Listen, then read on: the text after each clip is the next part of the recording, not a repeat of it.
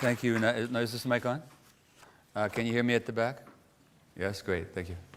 So thank you, Natalie, for the introduction and even more for having invited me here.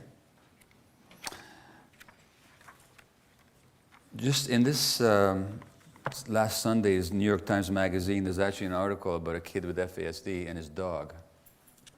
And this child was adopted from Russia by American parents and brought to the States, and along with the little girl they also adopted, and it became apparent very early that this boy is troubled, tantrums and screaming and inability to learn and behavior issues, and the family's life became a nightmare.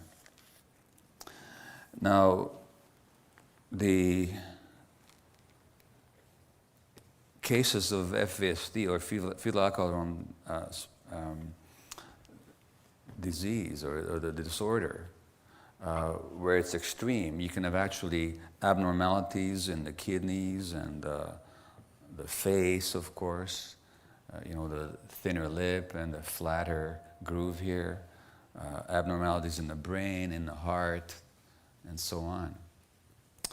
The outlook is poor for a lot of these kids, statistically, that is to say, and I'll be hastened to tell you that the outlook does not need to be poor.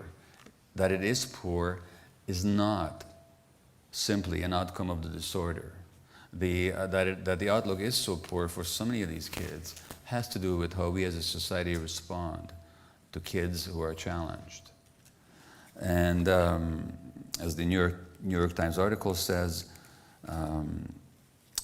this boy was intellectually impaired and at high risk for a range of secondary disabilities, including poor judgment, impulsive behavior, social isolation, limited academic achievement, unemployment, drug and alcohol abuse, imprisonment, mental health problems, including suicidal ideation, inability to live independently, and inappropriate sexual behavior. Now, of course, as Natalie pointed out, there's lots of other people in our society and lots of other kids who are also at risk for poor impulse control, inappropriate sexual behavior, imprisonment, poor academic achievement, unemployment, and social ostracization. So that's not restricted to the fetal alcohol spectrum. The simple understanding, of course, in North America is that a woman drinks during pregnancy, the kid is damaged by the alcohol, bad woman, poor kid. So that we judge the woman as having done something bad to an unborn child, and then we pity the child, but we have little understanding of what that child actually needs, because we think that the damage is due to the alcohol, and what can you do about it anyway? Now, as always, the simple answer, or the simplistic answer, is not the appropriate answer. And as Natalie indicated in the introduction, there's another way to look at things, which is the only way to understand any human being and any human activity and any human problem, which is to recognize it in context, which is to recognize the connections between people, the connections between phenomena, and the interaction of the individual with the social environment. We have an interesting situation in Canada, interesting in a rather tragic way, I should say, in that, of course, in the First Nations communities, the fetal alcohol problem is more prevalent than it is in other parts of society. We also have, by the way, the dubious statistic, I say dubious, morally dubious, but unfortunately true, statistic that a disproportionately large number of people who are addicted come from First Nations backgrounds, and the ones who end up in jail. So that in some of the federal jails in Canada, the majority, or close to majority of the inmates are actually of First Nations origin, whereas of course they make up only a small percentage of the Canadian population. In the downtown east side, where I worked for 12 years, about 30% of my clients at least would have been First Nations, whereas again, they only make up 2 or 3% of the Canadian population. And of course, we can say, well, you know, that's just a drunken Indian for you. And that's the phrase that we use, isn't it? Now, then we assume that these people are either somehow flawed morally or intellectually. They're just not thinking on their feet, so they drink too much, making a bad choice. Or we might, with a bit more compassion, say, oh, geez, it's too bad. Genetically, they're just predisposed to drink. Poor people, what a shame. But here's the thing that knocks both of those ideas out of the water as soon as you think about it. Before the coming of the Caucasians, there were addictive substances or substances that were potentially addictive in North America. There was, of course, tobacco. There was peyote. There were psychedelic plants. And in some areas of North America, there were alcoholic spirits. Not only did these substances exist, they were also known to the natives. And not only were they known to the natives, they were used by them. But how were they used? They were used ceremonially. They were used spiritually. They were used to take the consciousness to a higher level, which is the very opposite of addiction. The essence of addiction is to bring your consciousness to a lower level so that you don't feel what you don't want to feel. So addiction, including drinking, is an escape. The person who drinks doesn't choose, really, to be dependent on alcohol. I'm talking about the people that drink too much. People drink because they don't like how they feel. People actually drink because they don't enjoy the state of their mind, which is to say the state of their brain. It's too uncomfortable for them. So the use of drugs, any mind-altering substance, unless in the exceptional ceremonial context, under the guidance of elders and tradition and ceremony and ritual, except in those circumstances, the use of substances is pretty much always there because you don't like the way you are or feel or think, and you want to change your brain chemistry so that you alter the state of your mind. And so if you want to understand why people want to alter the state of their minds, it's not enough to talk about genetics, is it? If the problem was genetic, and since that there were all these substances here before the coming of the Caucasians, there should have been a lot of addictions in our First Nation population before the colonial arrival. But there wasn't any addiction. Therefore, we know that it can't be genetic. We also can begin to see that it's not a matter of choice, because if it's a matter of choice, why didn't you choose it before? Instead of using these substances ceremonially with respect in healing, like tobacco was the healer. And tobacco is still used by peoples all around the world, in Latin America, for example, as a healing plant, not as something to escape reality from. So we can understand that our quick judgments about these people somehow made a bad choice, they're stupid, or that they're genetically just susceptible and therefore what can you do? These ideas don't stand up to any kind of scrutiny.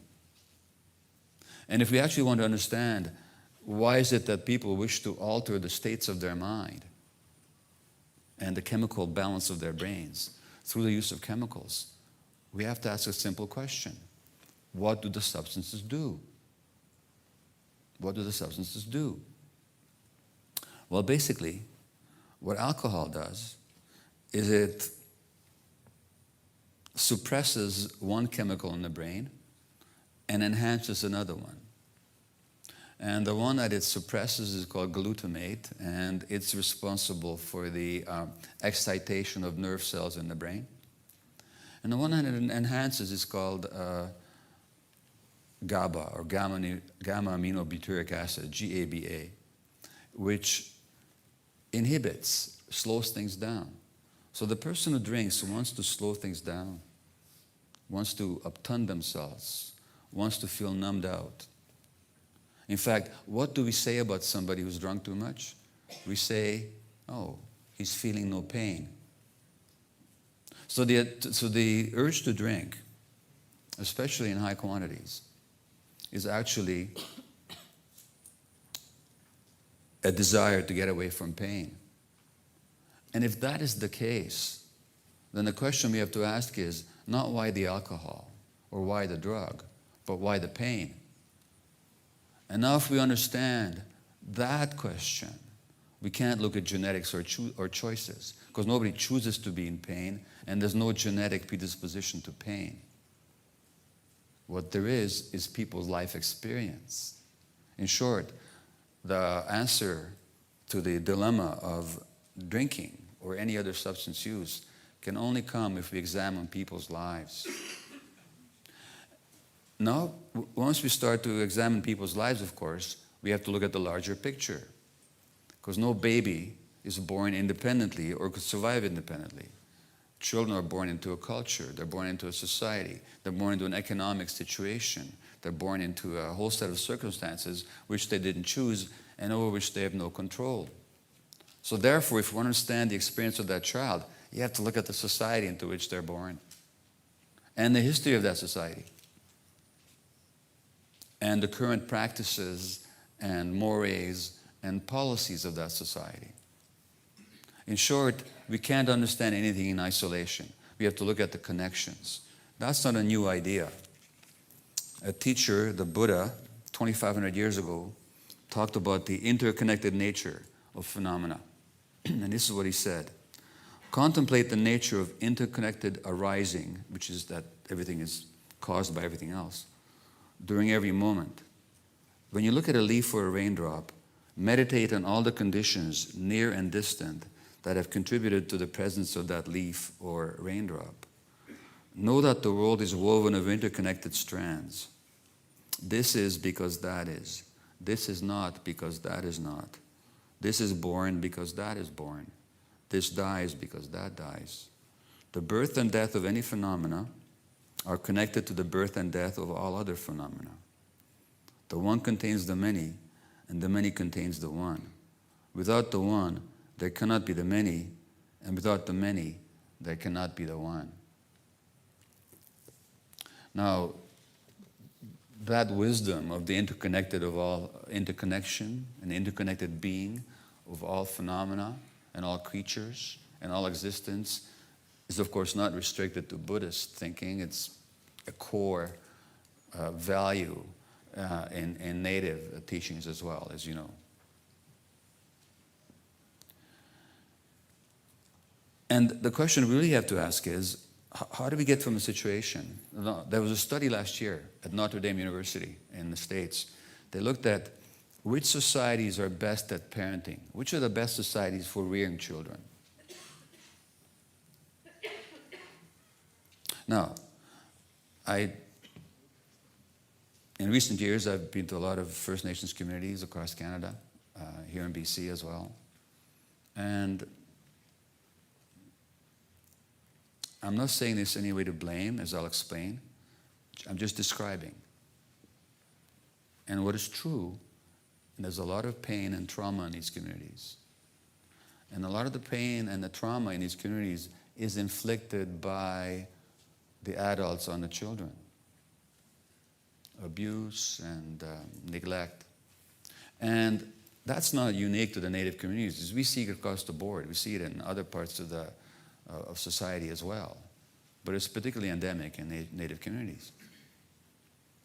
So when you look at that, it's a bit surprising to find out maybe that in this Notre Dame study, when they looked at the optimal environment for parenting, you know what they found? The optimal environment for parenting is the hunter-gatherer tribe. Which is to say, the society that Native people here had before the coming of the Caucasians. In other words, they had the culture that was best designed to support healthy child development. And there's a number of reasons for that. Like one thing they didn't do is they didn't beat their kids.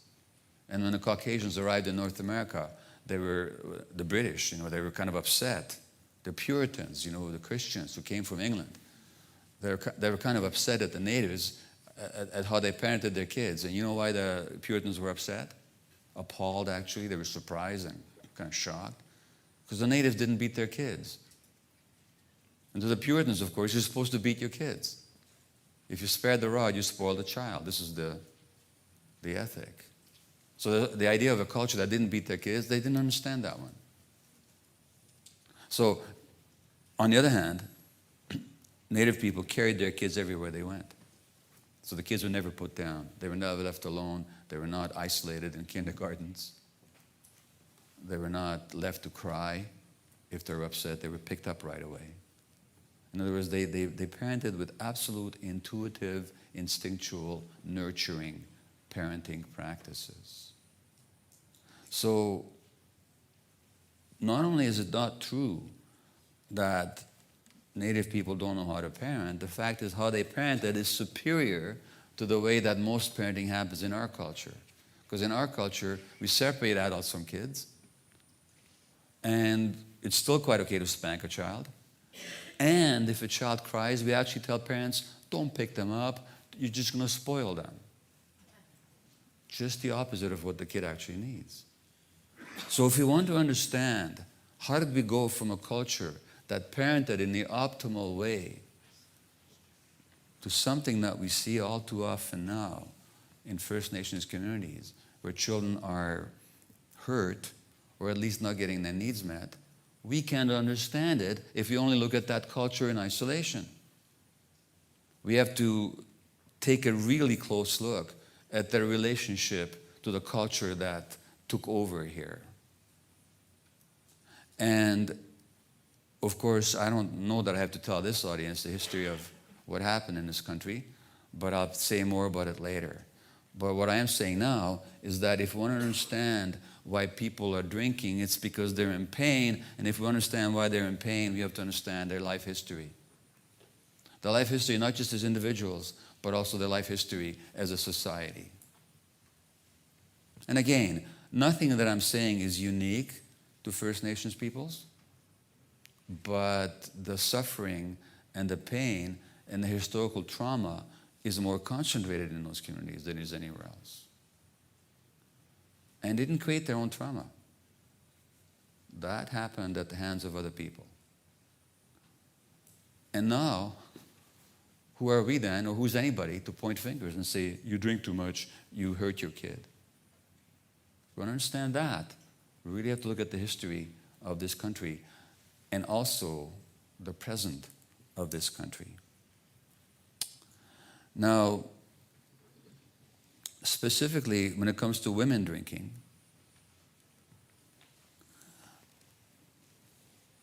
if a guy drinks, well, that's too bad, but the kid is not going to end up with fetal alcohol syndrome. But as Natalie said, the woman's drinking is not separated from the man's drinking. In fact, very often, it's a relationship, right? Furthermore, there's an interesting statistic. Well, if you look at a whole range of diseases, autoimmune diseases, for example, autoimmune diseases where the immune system attacks the body itself. 120 years ago, there was no autoimmune disease in Native communities, none whatsoever. And now they have some of the world's highest rates of rheumatoid arthritis and autoimmune disease in general. 120 years ago, there was no diabetes in First Nations communities. But now, in some areas of Canada, we have some of the world's highest rates of diabetes. Can't be purely genetic. If it was, it should happen a long time before. Something must have happened. Specifically, when you look at women, and women are at a higher risk for autoimmune disease, and also for like rheumatoid arthritis, and also for non-smoking related cancer. What's really going on is that, again, you can't isolate the women from the society that they live in. And I'm talking about women in general, not just Native women. In the 1940s, the ratio of multiple sclerosis was gender equal. So for every man diagnosed with multiple sclerosis, so was a woman. You know what the gender ratio now is in Canada? It's about 3 or 4 women to every man. Which right away tells you that multiple sclerosis, this disease of the nervous system, can't be genetic. Because if it was, it wouldn't have changed over 70 years, because genes don't change in a population over 70 years. It can't be the diet or the climate, because that hasn't changed more for one gender than the other. What's happened? What's happened, of course, I believe, and this is what one of my books is about, is that disease has everything to do with stress. And the stress on women has increased. Now, why has the stress on women increased when we have washing machines and dishwashers and all this kind of stuff? You know? And then the more gadgets we get, and the more, labor-saving devices, the more busy and the more stressed we get. Because number one, women are still carrying out their roles as the emotional absorbers of their families. So that it's the woman who still absorbs the stress of the male. Automatically. It's just like an unspoken deal. Okay, kid, I'll marry you, says the guy, and your job is to absorb my stresses. And when you get tired of doing that, or too smart to do it, I'll find a younger woman who will do it again for me. You know? Basically, that's the deal. And the women go, yeah, that's great, fantastic, I'll do that. But in addition to that traditional role, women also have to play an economic role now. Because families need the income. And third, there's less support. There's less support because the community and the clan and the tribe that the Aboriginal people here had, and that people everywhere used to have, has been, by civilization and industrialization, completely destroyed. So people are much more isolated than they used to be. There's less social cohesion. There's less community. There's less contact, communication. There's less mutual support. So now we have more stress and less support. Well, no wonder then that women have more multiple sclerosis now. It's the same with drinking. So again, if a woman drinks, is that her individual problem? Or does that reflect, and this is true for men too, but I'm just talking about women right now. Or does that reflect a history of pain, maybe trauma, a real discomfort with the self, and a lot of stress? And if it reflects all that, then it's no longer an individual problem, is it? Again, now we have to look at the whole social picture, which we as a society don't like very much to do. Now, if you look at addiction in general, there's been large-scale studies now. Well, I can tell you in the downtown east side, where my patients are addicted to heroin or cocaine or alcohol or a whole bunch of things at the same time, over a 12-year period, I didn't have a single female patient who had not been sexually abused as a child. Now, if you look at most women who are drinking enough to cause severe FASD in their kids, you're not going to find a single one who wasn't traumatized as a child. So what's actually happening is that in the woman's drinking, or the man's, but we're speaking about women now, the woman's drinking in adulthood, we actually see the impact of her own childhood.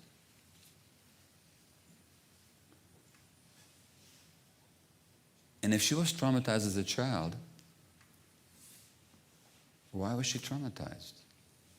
Because her parents had too much pain and trauma in their lives, and they acted it up on their kids. So when the woman's drinking, we're seeing the childhoods of her parents and of their parents before them. It's not an individual problem. It's a multi-generational problem. The pain is passed on until we somehow deal with it. And surely this conference is an attempt to somehow break that link of suffering, break that chain of suffering, separate the links so that the chain does not go on, enslaving generation upon generation. But that's what we're looking at. We're not looking at individual choices or failures. We're looking at multi-generational problems here. And that's not only my experience. That's also what the studies show. And this is where it gets a bit frustrating, because the studies that I'm telling you about, or will tell you about, are not controversial and they're not secret. I mean, they'll be published in major medical and psychological journals. But most practitioners don't know about them. Most practitioners don't know about them. Now, one set of studies in particular are called the Adverse Childhood Experiences Studies, ACE, or Adverse Childhood Experience. An adverse childhood experience is physical, sexual, or emotional abuse, the loss of a parent through death, through being jailed, or a rancorous divorce, violence in the family, addiction, mental illness in the family. You can actually go on the internet and download the ACE score and do your own and see where you're at. It'll explain a lot of what your experience in life has been about. Because the Adverse Childhood Experiences study clearly show, looking at tens of thousands of people, that for each of these events or set of events, the risk of drinking goes up exponentially, the risk of drug use goes up exponentially, the risk of obesity goes up exponentially, the risk of psychosis goes up exponentially, of mental illness in general, of criminality, of relationship problems, of diabetes, of strokes, of cancer, and a whole range of other problems.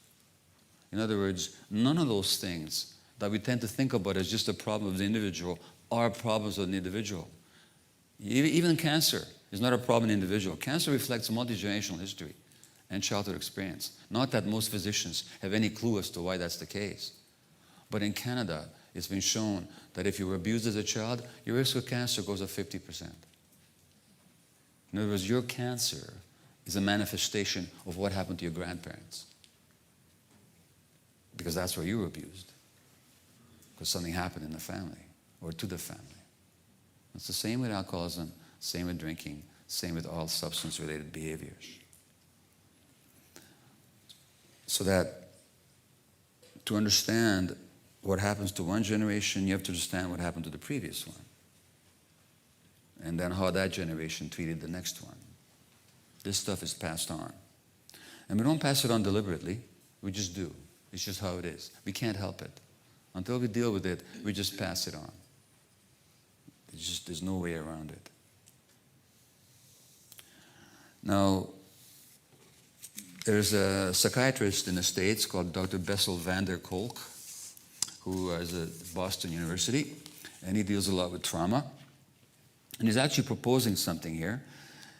He's saying that we have all these diagnoses, ADHD, and I'll be talking more about ADHD tomorrow. And I have it myself, by the way, which is why I like a lapel mic and I like to move around on stage. Oppositional defiant disorder, conduct disorders, Asperger's, Tourette's, all these things. And we think, we've diagnosed a kid with ADHD, now we've explained something. Or no, it's not ADHD, it's Asperger's. Well, that explains it. None of that explains anything. It only describes it. These diagnoses are not real entities in the real world. They're just stuff that we've put together to describe things. Now we think we've explained something. And FASD is the same thing. Now, what van der Kolk says is that instead of all these different diagnoses, there's only one diagnosis, which is what he calls developmental trauma disorder. And that simply means that human beings develop in interaction with the environment. Not a big surprise, is it? If you had a garden in which the plants weren't developing properly, and they weren't growing as well, or maybe they were deformed or somehow, you could have the option of going out there and yelling at them, like we do with kids. Grow up. What's wrong with you? Look at that. You're crooked. Straighten up already. Look at your posture.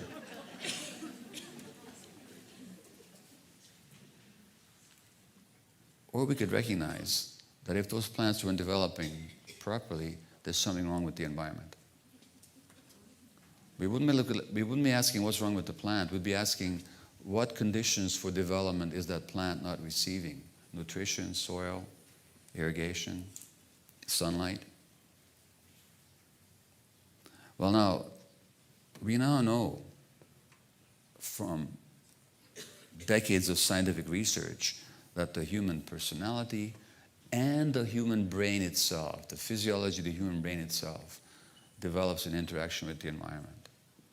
And for the right kind of development, you need the right kind of conditions. Now, I'll be speaking a lot more about that tomorrow in my workshop on ADHD and FASD.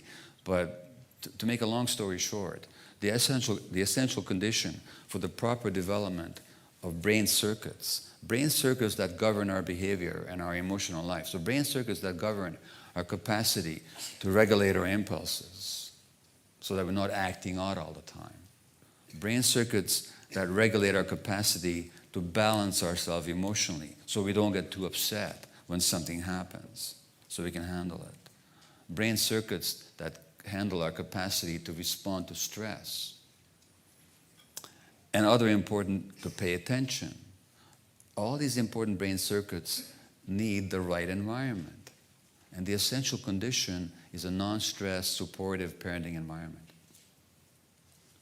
Now, if we look at society as a whole, and we see all these kids who are diagnosed with oppositionality, conduct disorders, ADHD, Tourette's, Asperger's, autism, all that, they all have stuff in common.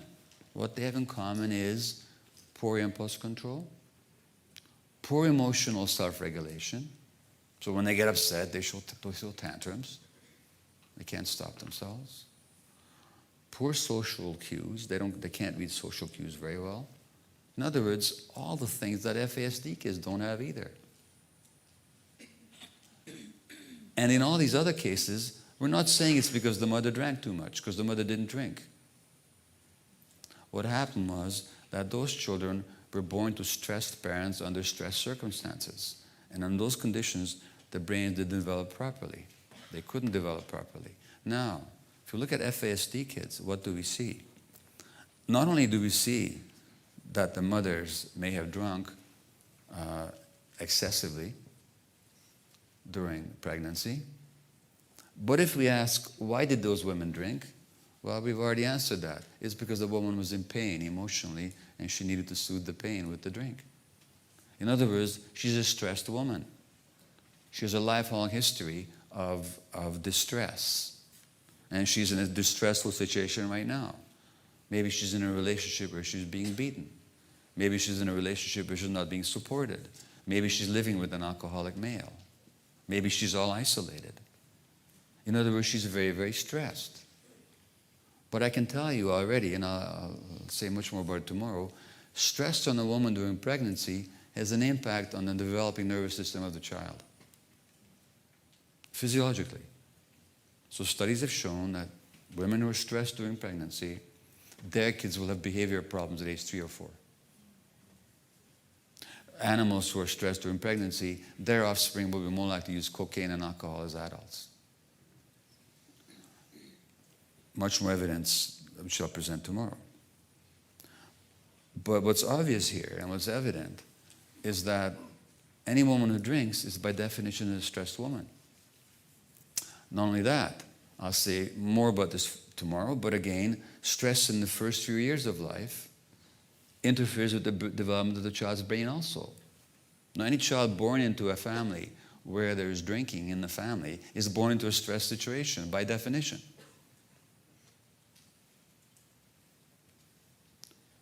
How do we know what is the effect of stress on the developing brain and what is the effect of alcohol? Well, in the case of the kids who've got the facial markings or the brain scan findings or the heart difficulty, heart abnormalities, and so on, caused by the toxin, alcohol, well, you can clearly say that's the alcohol. But what about the many kids with the fetal alcohol spectrum disorder who don't have any of the physical markings at all? Can we say for sure that it's all because of the alcohol? Or is a lot of it perhaps due to the stress on the parenting environment? Now here's the good news though. The good news is the part that's due to the stress is actually reversible. Those brain circuits can be rewired in the child. There's something called neuroplasticity, which is the capacity of the brain to develop new circuits even later on in life. And that capacity is with us all our lives. And we know this from animal studies and human experience, that the brain can rewire. We can see this on brain scans. We can see it on autopsies. So if you give people the right conditions, in fact, you know something? Even those infants who are born with physical brain damage can develop new circuits later on in life. Studies in California have shown this. You take rats and you deliberately brain damage them at birth, but then you expose them to an environment that's supportive and nourishing, they'll actually do a whole lot better. You can take mice where you've knocked out one of their genes that supports learning, but if you give them the right environment, you would never know that that gene wasn't active in them. They learn just as well as other mice. In other words, there's much more capacity for repair and new development and new functions to arise in the human brain than we actually often credit. But what does that depend on? Well, just like the plant, it depends on the environment. So the key question is, how do we give kids the right kind of environment? And never mind giving up on anybody, because you never know how much development they're capable of until you give them a right environment. Now, the right environment, of course, involves a lot of loving and nurturing. It does not involve fancy techniques, necessarily. It does not involve a whole lot of technology. It involves lots of unconditional, loving attention. And that's what this dog did for this kid. And the point that they make in this article, and this dog is the only creature in that boy's life who does not react negatively when the kid acts out.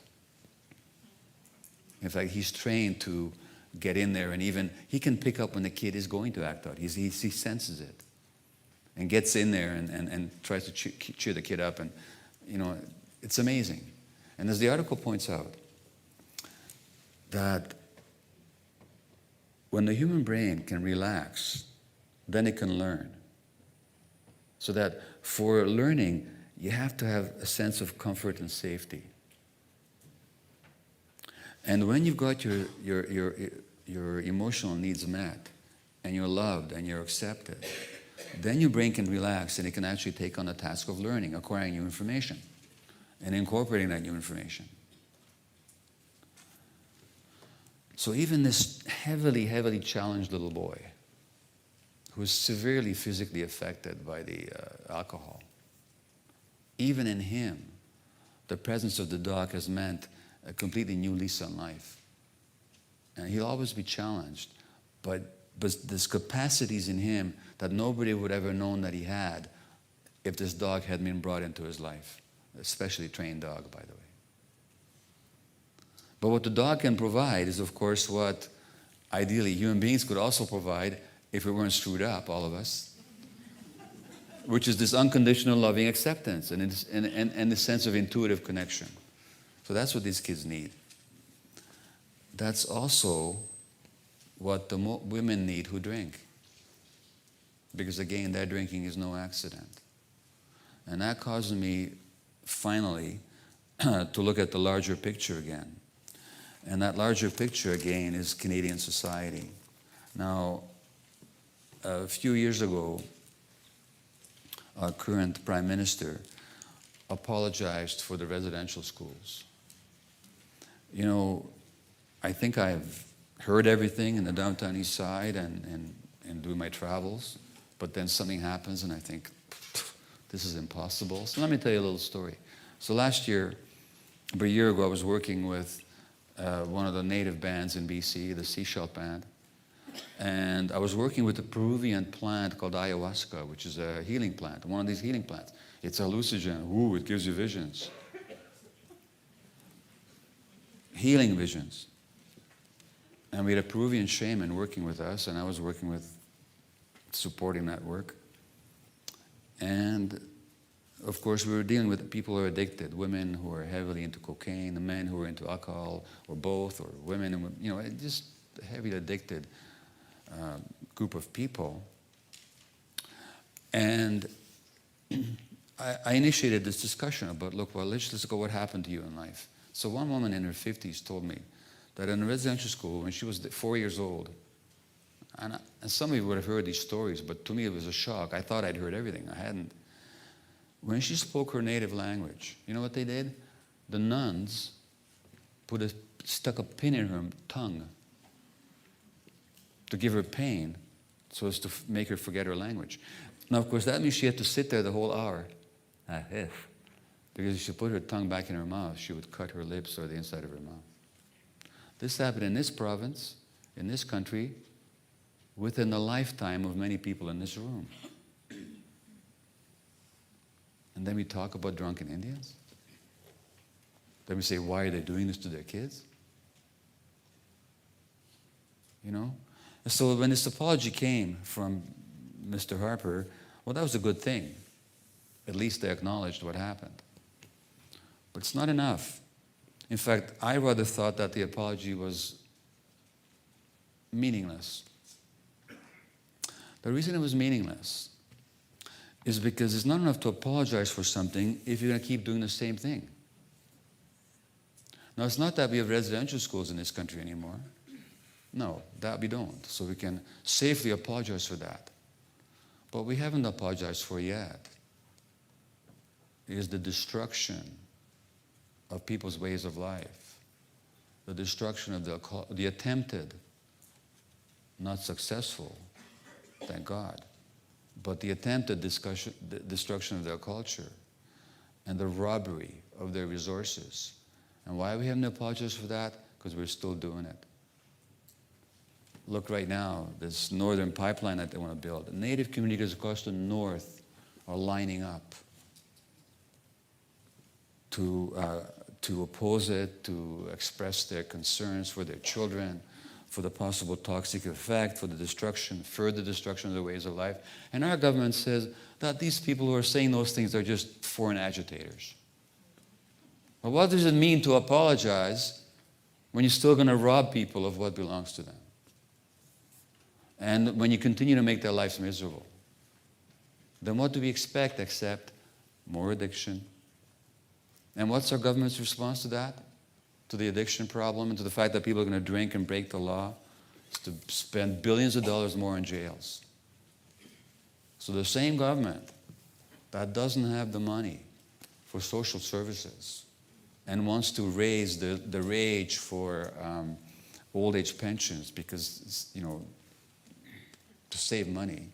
What we do have money for is to build more jails and to keep people in jail longer by toughening up the criminal code. And who's going to end up in those jails? Let me read you a paragraph from my book on addiction. Detective Sergeant Paul Gillespie, head of Toronto's Sex Crimes Unit, rescued children from the purveyors of internet pornography. That's what he did. He rescued these kids that were being abused on the internet. As the Globe and Mail reported on his retirement from police work, 6 years at that job had not inured him to the horrors that he witnessed. Paul Gillespie still can't get used to the sounds of crying in pain, says the Globe article, and the graphic videos of children being raped and molested that he has seen all too often on the web. It's beyond horrible to listen to the soundtracks of these movies, said Canada's best-known child porn cop. But it is the silent images of desolate children that tear most at his heart. They're not screaming, just accepting, he said, of the infants captured in his pictures. They have dead eyes. You can tell that their spirit is broken. That's their life. He's talking about 2-year-olds. Those 2-year-olds are going to end up drinking and using drugs. And if that same policeman, think about this one, If that same policeman, instead of quitting the force, transferred to the drug squad, who do you think he'd be chasing in the streets? Those children that he didn't rescue. Because they're the ones who become the addicts. They're the ones who become the alcoholics. So here we have the paradox of we try to protect and rescue kids from trauma if we can. And if we can't, we put them in jail 20 years later. And this is what we call a civilized country. This is what we call the best country in the world to live in. For who? Not for the vulnerable. Not for the people that suffer the multi-generational trauma of what this history, our history, has imposed on them. Well, there's good news in all this. The good news is that children's brains are malleable and plastic, even adults' brains, so that if we actually can create the conditions for the healthy development, that development will take place. And a lot more kids can do a whole lot better if we get all that. If we don't just dismiss them as this diagnosis and that diagnosis, and that means it's hopeless.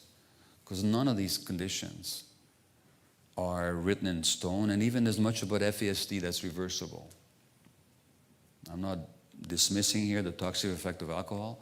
I'm just saying there's a lot there besides that, and that's what Natalie said in the first place, that there's a lot of continuity between these conditions and a lot of similarity.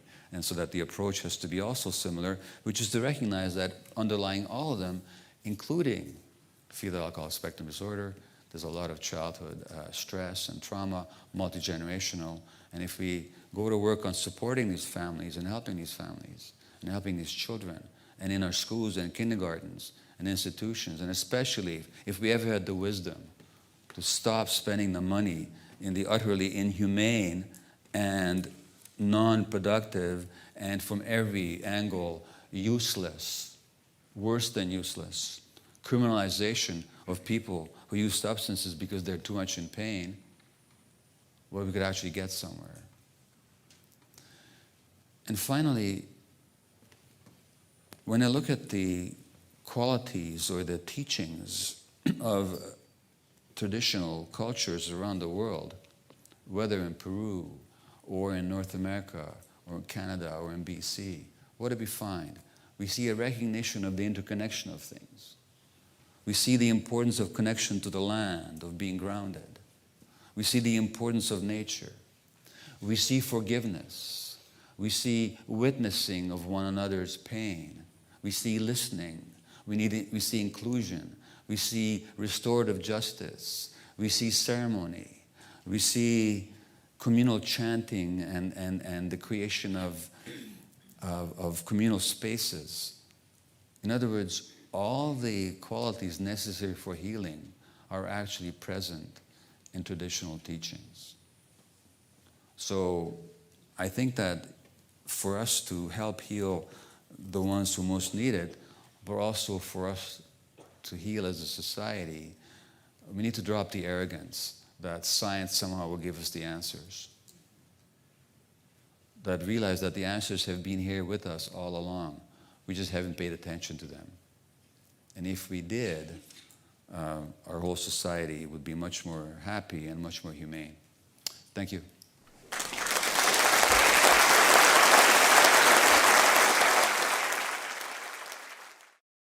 If I could live my life over again, I'd live it very differently. You know, if I could parent them again, I'd not be the same person. Because although I didn't have an alcohol or any substance addiction, I was a workaholic. And I wasn't around for my kids emotionally. And you don't have to have alcohol or a substance to be addicted to in order to hurt your kids. All you have to do is to be emotionally absent.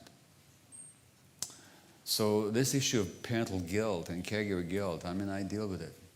Because my kids got issues. As adults, they have issues. And those issues, I know, would not be there had I been a different parent. That's just the reality. That's how it is. But if I look at it objectively, did I choose to be that way, or is there something driving me that I wasn't aware of? Maybe I had some pain that I was trying to drown through my work. Maybe I felt not wanted in this world because of stuff that happened to me early in life, and then my way of compensating was to make myself a really busy doctor. So people would then want my services. They didn't want me, at least they want my services.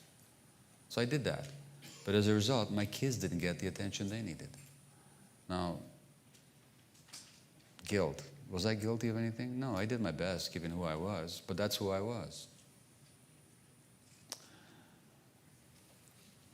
That's the first point. The second point is that, well, the second point is simply that people do their best. And we're human beings. And so, you know, we have all this love and compassion in our hearts, but sometimes we don't project that. Sometimes we project impatience or frustration or anger or even rejection. And we don't mean to. That's not our intention. It's just how we're wired. Not that we're born that way, but that's how we became wired. So until we overcome our wiring, until we overcome our childhood programming, we're still going to make mistakes, and we're still going to do stuff that's going to even hurt the people that we're actually trying to help. You might as well accept that. That's how it is. It's not your personal problem. It's not your fault. It's not individual to you. It's not personal to you. That's just who we are as human beings. So if you're going to feel guilt, well, just realize that you're a human being. And that's where all this comes from. And the fact is that whoever is asking this question, I have no doubt that you're doing your best at any given moment.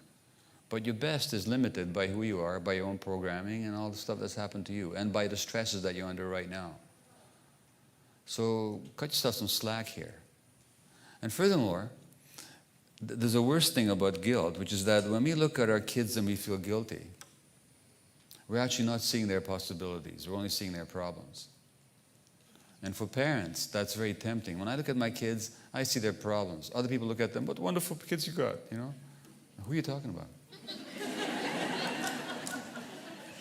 But as parents and caregivers, we tend to see the problems because it's our job to deal with them, and also we tend to see our responsibility. We don't see the possibility.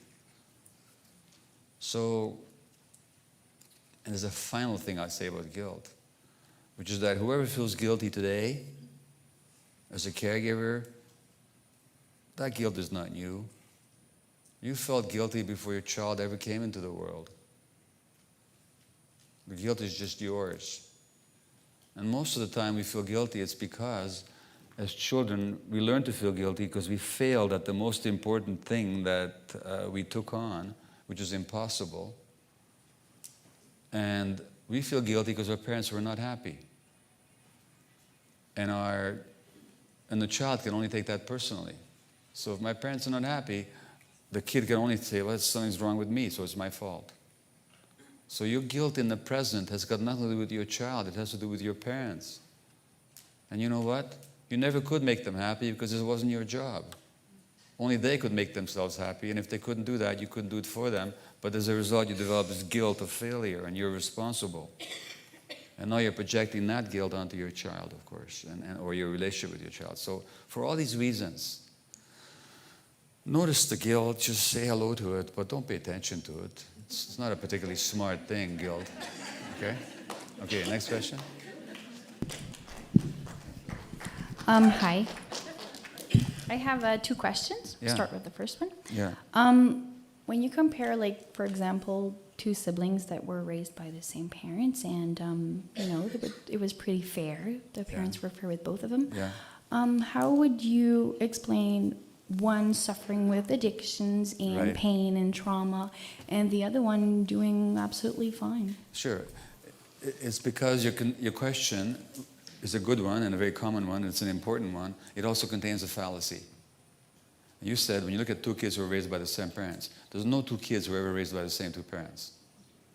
Okay? No 2 children ever had the same 2 parents. Now let me give you an example from my family, which I talk about in my book, Scattered Minds. Okay? Just to give you an illustration of it. So I was born in Budapest, Hungary in 1944. Jewish parents, Second World War, Nazi occupation. Can you imagine what first year I had? Can you imagine the stresses my mother was under? Her parents were killed in Auschwitz. my father, her husband, my father was away in forced labor. She didn't know if he was dead or alive. That was my first year. My next brother was born in 1946. My father had come back. It was peacetime. It was a time of optimism, rebuilding. My third brother, or the third of us brothers, was born. His name is not Mate, his name is Mate, because he was born in Canada. None of this European stuff. George Mate, who's now 50, I don't know, he was born in 58, so however that makes him, 54 years old this year. He's got a tattoo on his shoulder, which he put on just this year as a 53-year-old. And it's got the Vancouver Canucks logo. And I said, George, tell me this is just a paint-on job. He says, no, it's real, he says. And when we win the cup, the cup is going down the other arm. Well, we're still waiting for that tattoo. But he was born in 58 in Canada to a mother who was then 39. A father was 48. New immigrants in Canada, not speaking the language, trying to make their life in a new culture, struggling economically. Do you think that three brothers had the same parents? Can you see that they didn't? It's the same with all other kids, okay? So children are never born to the same parents because the parents are at a different stage of their relationship, a different stage of their life, different stresses.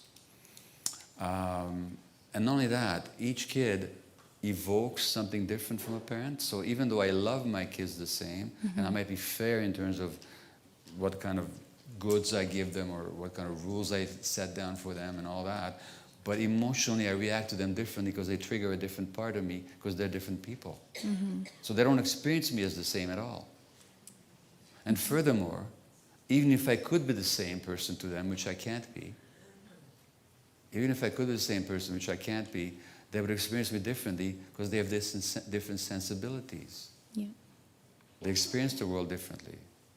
The same piece of food doesn't taste the same to them. They're different people.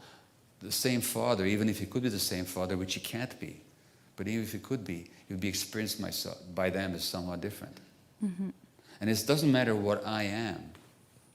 What matters is their experience of me. So their experience of me is vastly different. So it's simply not true to say. And not only that, like if I look at my two boys, who are 3.5 years apart, the older one, Daniel, he's the one that fought back all the time. And, we weren't great parents in significant ways. And he fought back, and he argued, and he yelled, and, now the younger one saw all this fighting, and he said, I don't want any part of this. So his way was to blend in and not to make trouble. So they didn't grow up in the same family. That's my answer. Thank you. Okay, you're welcome. I have another one. Yeah, sure. When you were talking about unconditional love? Yeah.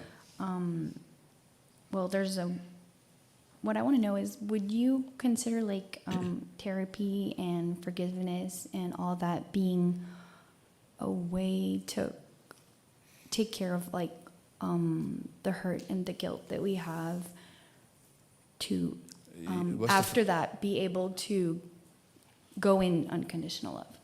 Well, no, hold on. You said something and forgiveness. What's the first word you said? Therapy and... therapy. Yeah. Therapy, you said? Okay, yeah. So ask your question again, would you? Sorry for my accent. No, that's quite all right. No. I just want to really make sure I grasp it. Well, what I mean is, I'm going to start. Are you saying that if you didn't get conditional love, then couldn't you get it by going through therapy and all that and forgiving? Is that what you're asking? Yeah. So if it wasn't there for you in the first place, can you get it in the second place? Exactly, because at some point you said we can't go around it. Right. That was interesting. Right, got it. Well, here's the thing. Why can't we go around it? There's good news and bad news. There's bad news and good news. The bad news is that whatever happened in the past, you can't get it. If you didn't get unconditional love as a kid from your parents, you're never going to be a kid who gets unconditional love from their parents. And even if your parents, now that you're an adult, could give you unconditional love, it still wouldn't mean anything that much. Well, it would matter a lot, but it wouldn't restore what they didn't give you then. That's the bad news, okay? But there's good news. The good news is that the big problem isn't how much your parents loved you or they didn't. The problem is that because they couldn't love you the way you needed to be, you lost touch with yourself. That's the good news. Do you see why that's good news? Because you can take control now. You can get in touch with yourself again. Okay, so let me read you a quote by a teacher that I think is great. He says, "The fundamental thing that happened and the greatest calamity is not that there was no love or support. The greater calamity, which was caused by that first calamity, is that you lost the connection to your own essence. That is much more important than whether or not your mother or father loved you." So, because, now, it's not that I didn't love my kids, but love is not, the love that the child needs is not the emotion that the parent experiences. The love that the child needs is being accepted unconditionally and being understood. And whatever love I felt for my kids, which is a lot, it didn't translate into unconditional acceptance and seeing them for who they were, because I wasn't capable of that, because I didn't have that kind of relationship with myself. Mm-hmm. So I couldn't do that. So when a child isn't seen and understood and accepted, then they don't see themselves, then they don't understand themselves, then they don't accept themselves. That's the big tragedy. Otherwise it wouldn't matter. But the good news is that that you can reconnect. We can come to understand ourselves, accept ourselves, and honor ourselves in the present. And when we're able to do that, then what happened 20 years ago or 30 years ago just doesn't matter anymore. So the answer is yes, for that reason. Okay? Thank you. You're welcome. Hi. Good evening. I want to say thank you for coming. I'm honored to listen to you speak tonight, Thank Doctor. Very engaging speaker, and you have a lot of interesting perspectives on things. I'd like to know, from your perspective, your idea. We talk about FASD being rampant in a lot of First Nations communities, and for us who are frontline workers, service providers working with these people, whom we see briefly, we may only see a glimpse of. What can we do to best support these people in helping to break that cycle? And the second part to that question is, what is your vision in, I don't want to say curing, but eliminating the pain and the trauma for these people? Well, you can't eliminate it if it happened. You can do your best so that it isn't passed on. That's what you mean, I suppose. That it's not passed on to future generations. I think that a lot of, this is my perception from the outside, and I could be corrected on this, but my perception is that a lot of necessary energy in First Nations communities has gone to trying to get redress from governments, treaty rights, redress for past wrongs and all that. And that's important work. But that's not going to finish anytime soon. That struggle is going to go on for a long time yet, just because governments aren't ready to do what's right. And they're not ready to do what's right because the economic stakes are too high. So that struggle is going to go on for a long, long time yet. It's a necessary one. But there's work inside the communities that need to take place. And I think that the communities have to deal with the trauma. They got to deal with it openly. They got to start talking about it. Not just the trauma that was inflicted on them by the residential schools. Yes, that needs to be talked about loudly and much more clearly. People need to hear each other's stories and witness each other's experience. That's important. But also but we also need to talk about the trauma that as a result of that first trauma is now being passed on within the communities by community members onto each other. Now, if we don't confront that issue, nothing's going to happen. The biggest barrier to that happening, I think, is the tremendous shame that's around that. You know, you're ashamed if you're you're ashamed if you're a victim of sexual abuse, and you're ashamed if you're a perpetrator of it. Now, of course, it needs to be understood that the victim is completely not at fault. It needs to be also understood that the perpetrator is also not at fault. Because the perpetrator is the victim themselves who just unconsciously acted out their pain on some other person. So we have to depersonalize it. We have to take the shame away. And we have to be open about what happened and what's happening. So it's a long discussion that we could embark upon in response to your question. But I think the fundamental issue is you got to look at how it is and talk about it openly and publicly without blame, without pointing fingers, but as a necessary step towards healing. And I think that this is where the traditions can be so strong. Because again, the tradition is all about restorative justice. It's about inclusion, not about exclusion. It's about forgiveness rather than punishment. So that has to be reinvigorated, that whole tradition. And then in the context of that tradition of acceptance and non-blame and non-punishment, the abuse and the traumatization has to be talked about openly. Okay? Thank you. Thank you. Hi. My question is, like with the FAS, with a lot of alcoholism in the communities and the cocaine use, now there's prescription drug abuse. There's a lot of gabapentin, Gravel, and Tylenol with codeine. That's a high rate of use through pregnancy. Is there any studies done on that? Or? I'm not. I didn't know that anybody uses gabapentin addictively. Are you saying that they do? Yeah, it's a really high in the northern communities. Gabapentin. Okay. It's prescribed to people that have kind of like cancer symptoms or nerve pain. Yeah, sure. Or rage. I knew that. I just didn't know it was used addictively. Okay, well. The very use of it is like from a 10-year-old to an elder. And the thing about it is, I work in a school. I'm a school counselor at Eugene Joseph School. The thing about it is, these little kids, this grade 2, will be flipping a magazine and will be looking for stuff, and they'll identify these drugs. You know, they'll just say, "Oh, my grandma takes this," or "My brother takes this." So it's a really high, and there's a lot of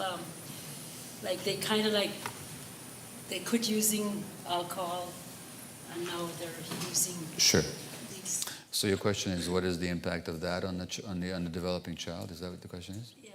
Okay. Well, first of all, what your question points out is something that I talk about addiction in this book here and in The Realm of Hungry Ghosts, in that addiction is not to a particular substance. I mean, it is and it isn't.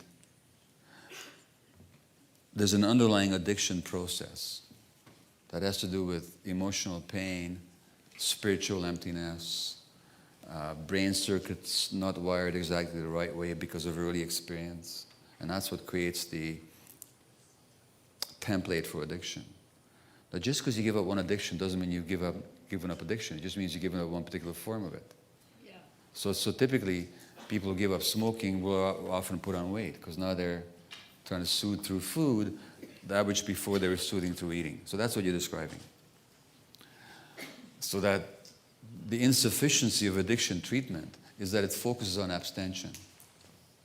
But abstention is not the point. Or it's not the only point. It's good, but it's not the only point.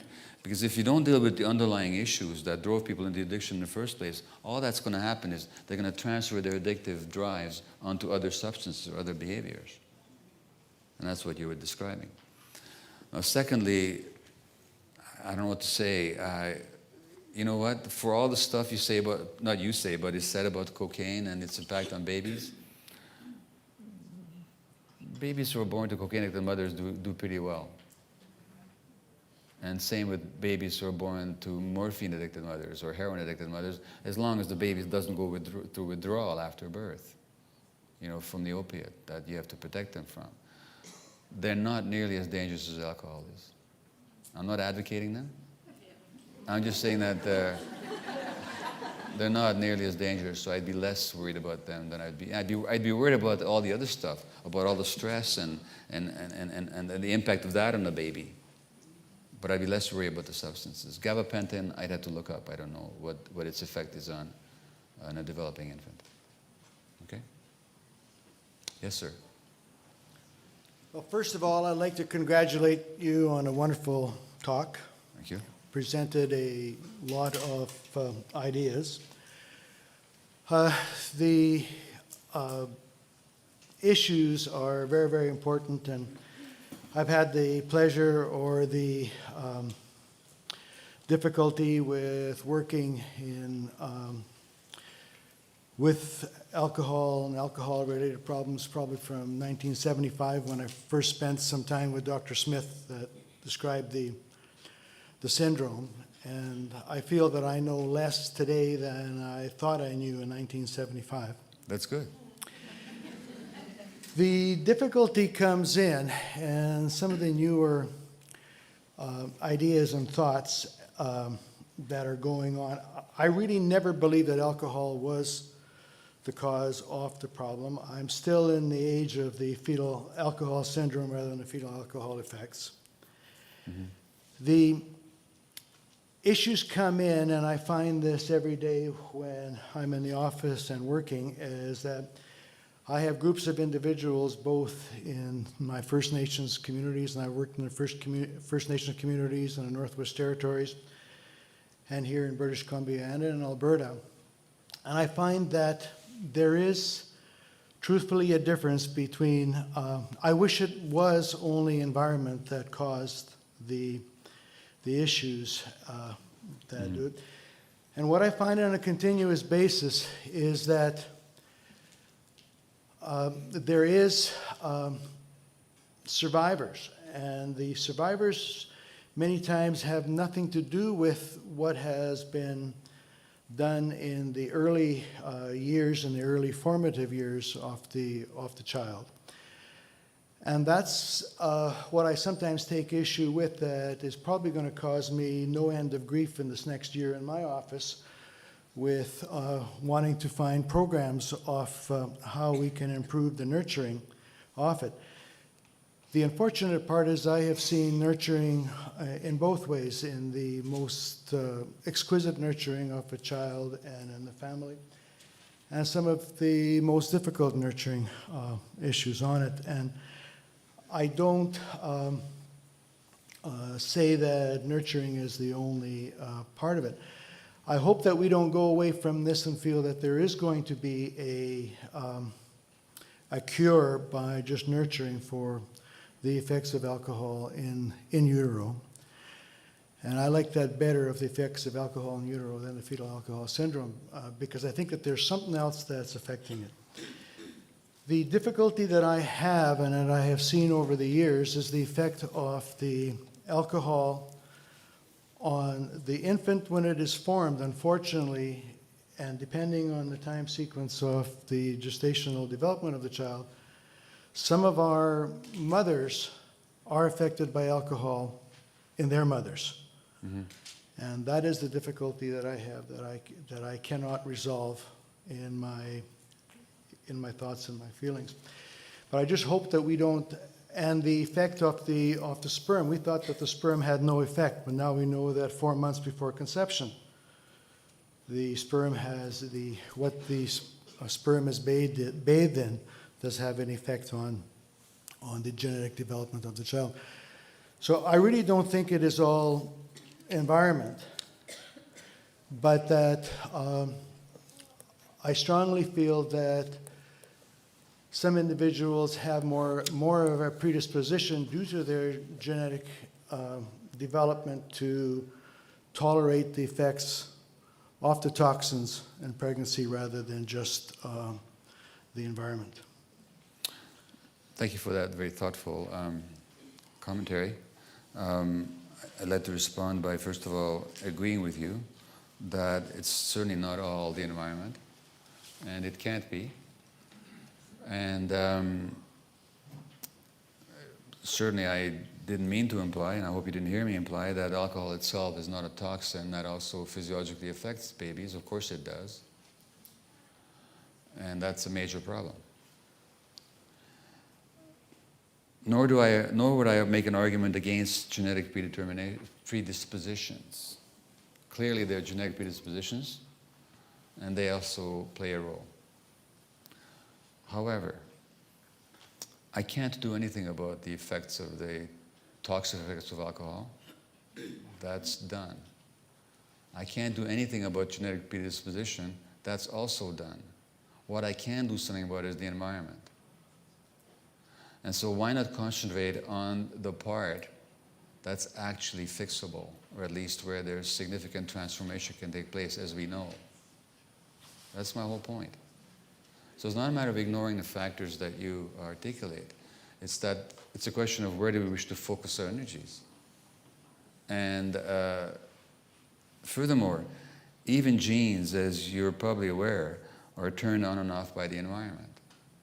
So there was a study out of UBC a few months ago that they looked at 150 genes in adolescents. 120 had been affected in their expression, in their function, by stresses on the mother in the child's first year or two of life. So the genetic function of teenagers was affected by stresses on the mother, and about 30 genes had been affected by stresses of the father in the preschool years. So that a predisposition is not the same as a predetermination. So as long as we keep all that in mind, there's absolutely no disagreement between us. I am again just interested in focusing on that part that we can most effectively and positively work with. And that's all. And I think that certainly in medical practice and in social policy, we've far too much ignored the environment. And we tend to respond only to symptoms or to manifestations rather than underlying issues. And I can tell you that certainly with ADHD kids, and I also believe with fetal alcohol spectrum kids, the stress in the family not only helped to create the problem in the first place, but also maintains it in the second place. So if I'm working with a family of a child with ADHD, it's not just a question of how do I change the child's brain chemistry through some stimulant, but also how do I help that family deal with the stresses that they're dealing with, so that's very sensitive child, who by the way is genetically probably hypersensitive and predisposed as a result to suffer the effects of whatever happens. How with that sensitive child do we change the environment in the family itself so that although you can't undo the past, you can certainly work on the present? So that would be my response to your very appropriate and well-put question. Yeah. Hi. I just wanted to say thank you for this, what you've given us about being Aboriginal women and the history of our people and the struggles we've had. Because I think what you've said we already know about. We knew about the way we used to parent a long time ago, Right. and how the changes have happened. I am a mother of 6, and 3 of my children have been diagnosed with ARD. I drank in the beginning of my pregnancies. And ARD, which is? alcohol-related neurodevelopmental disorder. Okay, right. So it's under the umbrella. Okay. And I'm not the typical drunk woman. I'm not the typical welfare woman. I've worked every day of my life. I've worked, I've had a healthy family with my parents. My mother drank wine once in a blue moon. And it's sometimes hard where we have non-Native people judging us as First Nations people, saying, oh, well, you're just one of those drunks. Well, no, I was not like that. I worked all the time. I played I played baseball, I played all these different sports. That's where my alcohol was about, right? The social drinking, when after you go from the curling bond spill, well, what are you supposed to do? You're supposed to go upstairs and have a couple of drinks with the ladies. You're supposed to do this, or, baseball, where is it? There's the alcohol. And so we're always forgetting about what society does. And we forget that that's their normal. When you walk into a non-native home and there's their liquor cabinet sitting right there, to me that's like, oh, okay, that's abnormal for me. I am very proud of my children, and the shame and the guilt that I felt when I actually started, I denied that I drank in my pregnancy at the beginning, and then when I started looking at my children, and then I finally had the strength to feel safe enough to say, I did drink in my pregnancy, and to acknowledge it. I've never had social services in my life. They've never, ever came to my door knocking on it about me and my children or my husband. My daughter is 22 years, turning 22. She is a youth worker at Keynote. She works in our organization. I work with women who struggle with addictions. I've put myself and changed my guilt and my shame into supporting other women who people don't understand, who they go, oh, she's just that drunk on the street. Well, put yourself in her shoes and try and figure out what is it that happened to her. Why is she hurting? And I agree with you. As women, we don't drink to hurt our children. There's something going on inside us. And that's what people need to start looking at, is what is going on inside us? Why do we choose to drink? And I'm so thankful that you're saying this to the people, the audience out here, because they need to take a look. And if they can't work effectively with that woman, then is it really the woman, or is it how they are working with that woman? And maybe they need to change the way they are working with her. Maybe they need to help nurture that woman and empower her to make her feel that she is good enough and she deserves to have a good life. Well, usually that's right. And usually when people are unable to look at the pain of another person, it's because they're not able to look at their own pain. Yeah, so thank you very much. Yeah. You just kind of enlightened me and made me feel good about what I do and why I do what I do. And I'm very proud of my children. My daughter doesn't drink, she doesn't do drugs. My other children, two children smoke dope, but they're not drinkers, right? So I'm happy with that, And people don't call my children problem children. They always say to me, wow, you have such amazing children. So because my children might be affected, it doesn't mean that they have a death sentence, and it does not mean that they're going to be a menace to society. So I am very proud of my children and what they've done, and I just want people to realize that, yes, these children can still succeed in life, but you have to believe in them. Thank you. Thank you.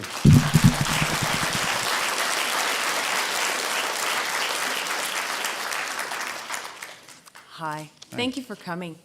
I work with many community groups along this whole highway from Vanderhoof to Prince Rupert on organizing against racism and hate. And a lot of what we do is very underfunded, very what I'm hearing, we work. Well, you have to keep your priorities straight. Yeah. The priorities, I know. Jails are far more important. I know. And we work with a very small budget. But what I'm hearing from you tonight is that in a lot of what we do is we work in communities and we try to talk about segregation and oppression, but also about inclusion and what that really means. Yeah. And how it means, especially in small communities where we have resources that are so limited and groups that may work in isolation from one another. Yeah.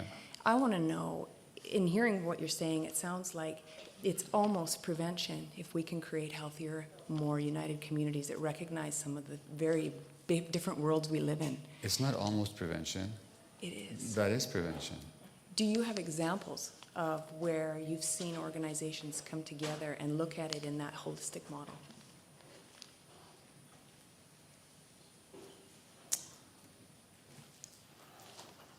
I don't accumulate such examples. I've been to lots of communities where people do exactly what or attempt to do exactly what you're just speaking of. Mm-hmm. Do I know of a community? I certainly know that there's some Native communities where there's more of a sense of control. Mm-hmm. That's local rather than from the outside. People have managed somehow to maintain the reins of their government in their own hands. people tend to do better.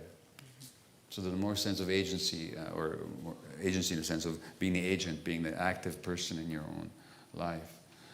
I can't name for your organizations or groups. I'm sure there are such. I wouldn't but want to tell you.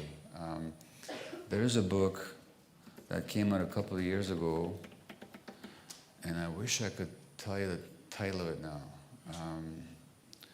But it's actually about the healing movement in Native communities.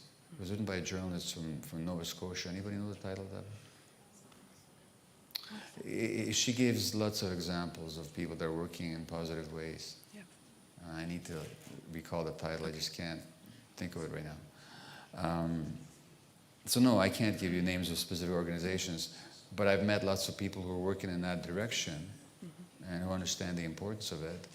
And I've seen lots of examples of success on small micro levels. I've not seen a whole city or a whole community where this has actually been adopted. I haven't seen that, no.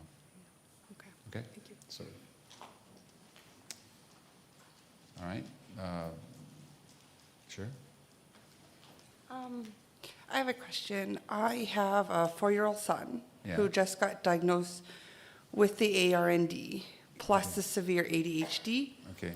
How would you give a parent like me to deal with him when I don't have the ARND, but I have the ADD and ADHD? Yeah, well, so do I. And my daughter doesn't have any of it, and to deal with her and to deal with him and to try to get her to understand why he's so different and why she needs patience. Okay. You mean that your son's sister, is that right? Yes, my son's sister. How old is your son is 4 years old? My son's And 4-year-old. your sister? His sister will be 7 in August. Don't even try. First of all, it's not her responsibility. But because of the No, violence, don't even expl- she's seen don't- the don't- violence in the home. Don't explain anything to her because it's not fair to her. The situation is not fair to her. She didn't choose it. Okay. All this attention that the younger one gets and all the family energy that goes into just dealing with his issues, and she's being ignored.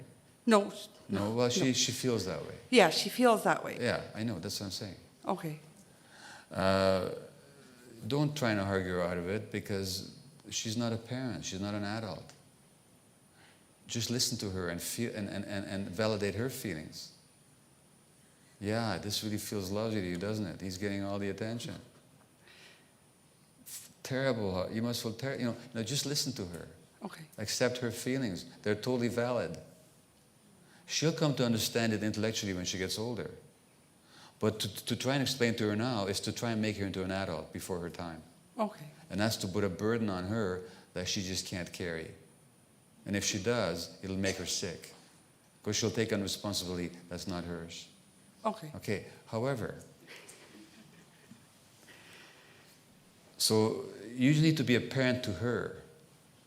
And that means listening to her and validating her and giving her as much only time as you possibly can find time for. Not that she asks for, but that you volunteer.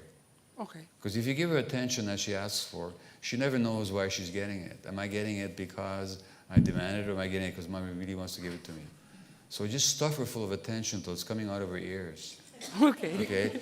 Whenever you got the energy and the time. Okay? Okay. That's the second point. Okay. I see you've got ADD, you're in a big hurry to get out. No, That's it. no, Okay. Just, I can't stand still. okay, well, neither can I. So we can just talk to each other, okay? Okay, so the third point is you got to look after yourself. You got to take responsibility for your own ADD, okay? I highly recommend, if you haven't already, that you either read my book, Scattered Minds, or you download the audio version and listen to it if you can't read.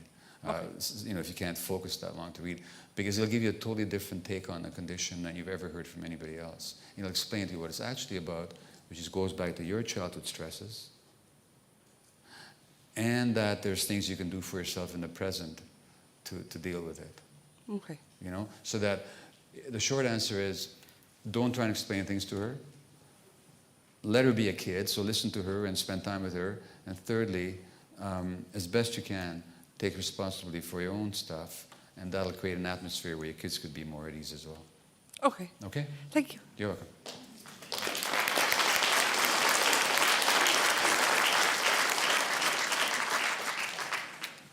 All right, going once. One more question, yeah? I want to know your perspective on Ritalin. Ritalin? My perspective on Ritalin? Well, here's the thing. So I've taken it myself. Now, Ritalin didn't affect me very well. It made me depressed. It made me focused, but depressed. But then I took, but that's okay. That wasn't the right medication for me. It might be for somebody else. The stimulants in the short term certainly help people focus better, and they can reduce the impulse problems. That's true in the short term. In the long term, they don't do a whole lot. Because all they are is they're temporary agents that change the brain chemistry of the child as long as they're in the system. Now, if we understand ADD to be not a disease that the child inherits, which it isn't, contrary to all the opinion otherwise, the scientific proof for that is zero, if you look at it properly. If you understand that ADD, and I'll say much more about this tomorrow, is a problem of development, because the conditions weren't right, therefore, in children who especially are predisposed, if the conditions aren't right, you're going to get a certain, failure of development. But that the long-term solution is development itself, then the question we'd be asking is not how do we control symptoms in the short term, but how do we promote development in the long term. So having said that, I'm not against medications, but I'm certainly against what's happening with the medications. The number of prescriptions for stimulants in Canada in the last 5 years has gone up 43%. Most of the time that a child is diagnosed, all that happens is that they get a prescription. Nobody talks to the parents about developmental issues, but we don't look at it that way.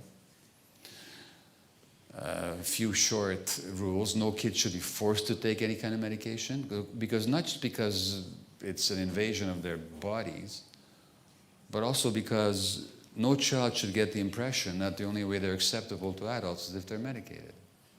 That's not a message we should be conveying to any child.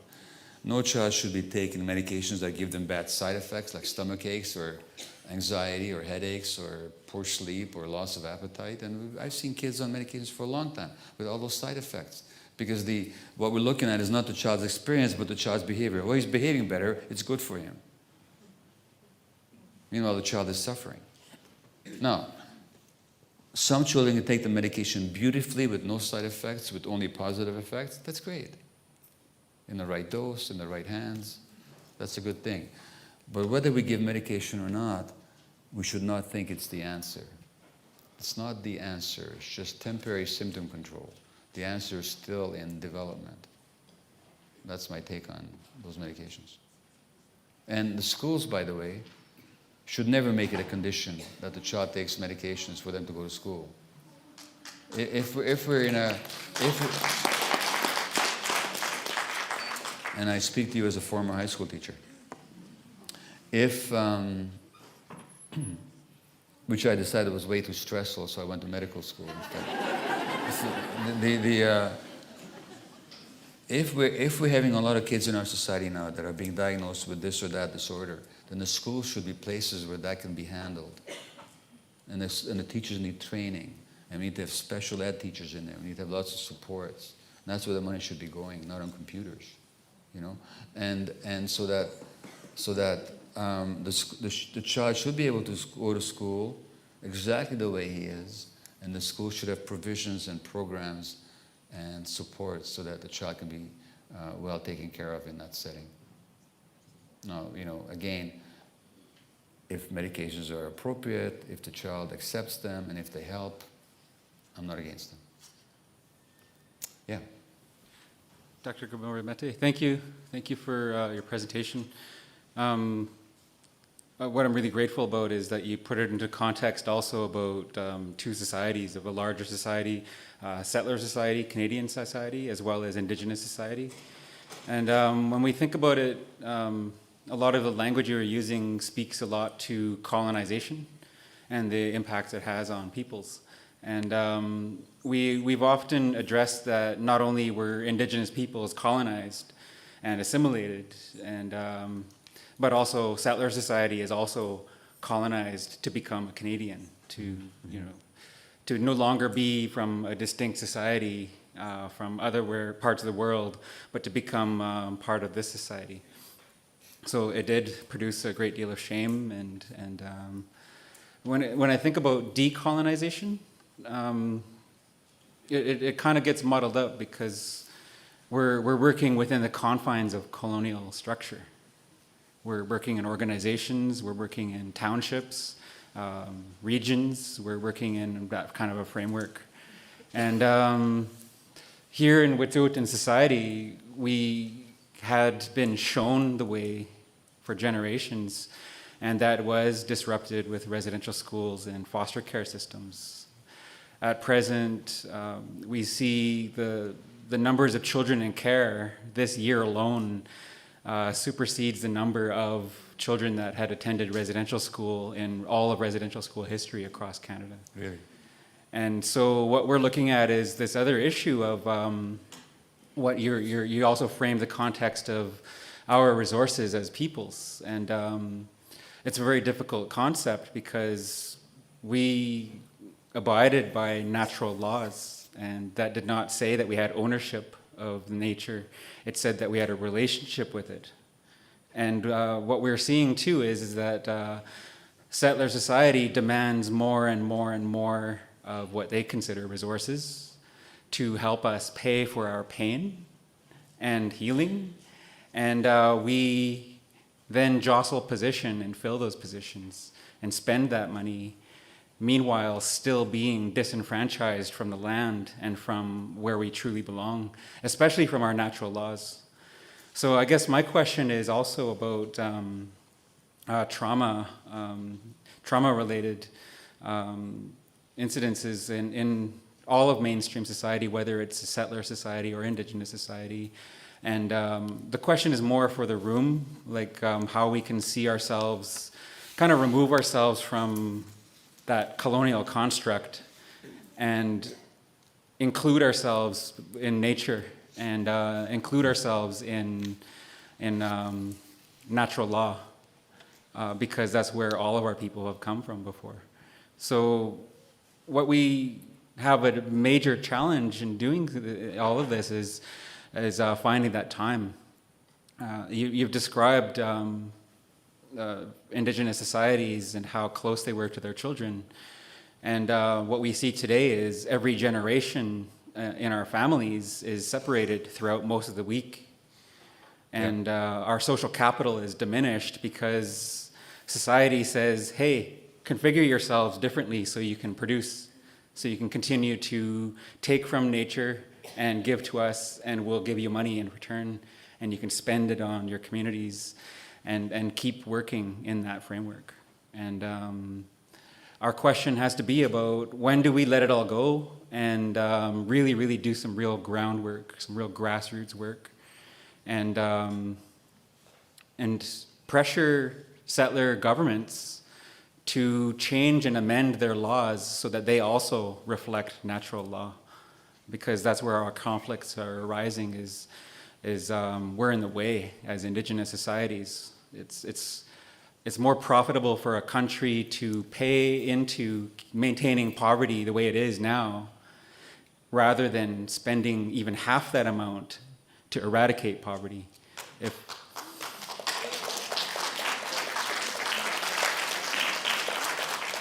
So that's our conflict right now is where do we begin? When do we let this all go and stop trying to fit roles that don't belong to us? They're not of our design. If we're really going to combat racism, violence, and addiction and its effects on our peoples, we really need to have a really good look at our week-long activities, how much time we have with all of our generations present, and how they can decolonize, and what does that mean for settler society to decolonize? Thank you. Well, thank you very much. So, I mean, you didn't so much ask a question as you threw out a challenge. And not to me, but I mean to all of us. And also, of course, you made a very powerful statement. So I won't reiterate what you said because it doesn't need for me to add anything to it. I just make a couple of quick points. You talked about the trauma throughout society, in the rest of society, as opposed to just the First Nation groups. Well, here's this American psychiatrist that I've quoted earlier, and he said, "People with childhood histories of trauma, abuse, and neglect make up almost the entire criminal justice population in the United States." Just about every single person in jail in this country or in the US is there because of childhood trauma or neglect. So it's a general problem. It's not restricted. It's a problem of this society. And my next book, which I hope to write this fall, is tentatively entitled Toxic Culture, How Materialistic Society Makes Us Sick. Okay? Encompassing some of the ideas that you expressed. The second point is that what you said about how we spend our time and away from our kids, and then, well, this book, I don't know if you're familiar with, I co-wrote it. It's not my work. It's the work of a friend of mine, a wonderful psychologist, Gordon Neufeld, who, he's probably been up here, has he not? Yeah, he's been here, yeah. So Gordon and I wrote this book together, and he talks about how we've lost the connection with our kids because of all the factors that you talked about. And the consequence of that is that kids whose brains have to connect to somebody, if the adults are not around, they'll connect to other kids. And so now for the first time in history, you've got kids being the major influence on each other's development. I'll say much more about that tomorrow, but that's a direct consequence of the factors you described. And that book is called Hold On to Your Kids, and it's a major problem throughout society. So kids are meant to be initiated into the adult world by elders and adults, and now they're being initiated into the world by peers.